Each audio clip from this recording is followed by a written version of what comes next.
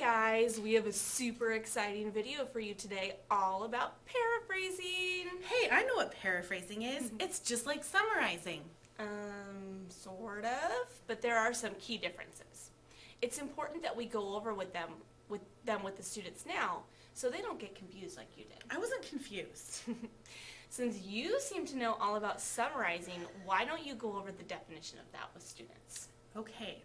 When you summarize, you restate the main ideas of a passage in your own words. Summary should be very brief since you're only going over the main ideas. When you write a summary, it should be much shorter than the actual passage. So then how is paraphrasing different? I'm glad you asked. When you paraphrase, you restate the ideas of a passage in your own words. Because you're restating all of the ideas of the passage when you paraphrase, it should be about the same length or perhaps even longer than the original text. Okay, got it. So then what's it called when you actually use the author's own words? So that would be quoting.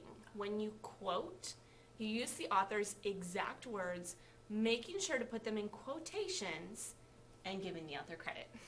Great. So now let's look at some examples from The Telltale Heart to help us understand the difference between summarizing and paraphrasing. Good idea. So here's an actual quote from the story. I kept quite still and said nothing. For a whole hour I did not move a muscle, and in the meantime I did not hear him lie down. He was still sitting up in the bed listening, just as I have done, night after night, hearkening to the death watches in the wall.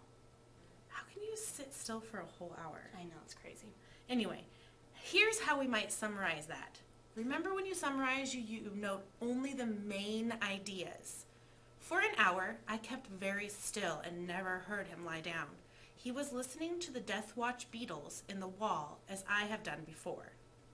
Notice that the summarized passage is much shorter than the original passage. Now let's look at how you might paraphrase that same passage. For the whole hour, I was completely still. I never heard him lie down.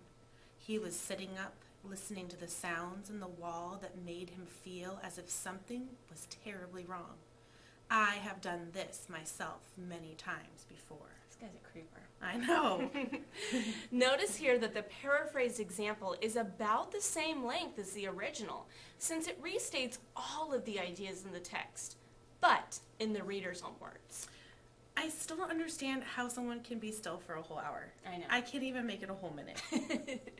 Anyway, so what process should we follow when we want to paraphrase a text? Good question. First, you should read the text. You need to paraphrase very carefully, probably even a few times. Next, put the text down and ask yourself, what is the author trying to say?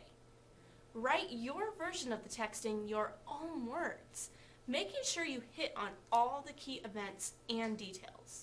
And don't forget, you need to avoid plagiarism when you paraphrase a text. So don't copy the author's key words or phrases without giving them credit. Remember, paraphrasing means that you're retelling the text in your words. Good point. I know. So now here's an example for you guys to try. Turn to the back of your paper and write a paraphrased version of this excerpt from The Telltale Heart. Remember to retell the passage in your words and that it should be about as long as the original text, since you're retelling all of the author's ideas. Here we go.